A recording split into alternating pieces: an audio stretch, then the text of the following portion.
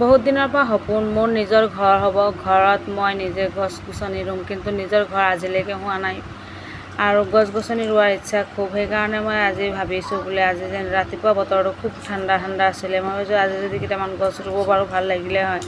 কিন্তু আজি কি হয় ক'ব নোৱাৰোঁ, মানুহজনক কৈছোঁ ওলাবলৈ কাৰণে, তেওঁ ওলাই আছে। মই আৰু যাম বুলি ভাবিছোঁ। আসসালামু আলাইকুম গাইজ, আজি আমি ফাইনেলি ওলাই আছোঁ যাবলৈ কাৰণে, গোলাপৰ পুলি আনিবলৈ যাবলৈ কাৰণে মানুহজনে ওলালে, ময়ো আমিও গাড়ী দুটাই উঠিলোঁ, ছোৱালীজনীও লগত আমাৰ গৈ আছে। আমি আজি নাৰ্চাৰীখনত গৈ কি ফুল গছ পাওঁ আমি আপোনালোকক দেখাবলৈ যত্ন কৰিম। আমি গৈ আছোঁ, মাকৰ ঘৰত যোৱা নাই, বাই ভনীয়েকৰ ঘৰত যোৱা নাই, ক'তো যোৱা নাই। গৰম ইমানে গৰম পেলাইছে, খালেও শান্তি নালাগে, বহিলেও শান্তি নালাগে, কি কৰোঁ নকৰোঁ দিনটো শান্তিয়ে নাপাওঁ। পিছতকে আমি আহি পালোঁহি।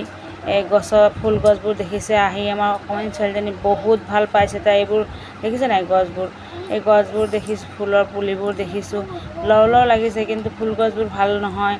আজি বোলে মালিকো নাই, কৰ্মচাৰীকেইটাই কাম কৰি আছে। ছোৱালীজনী ক'লে মাজতে মই ফটো এটা মাৰি লওঁ নেকি, মাৰি চাওকচোন। তাই ফুলৰ মাজত সোমাই গ'ল, আমি আৰু নাই বুলিকৈ গুচি আহিলোঁ। ইমানত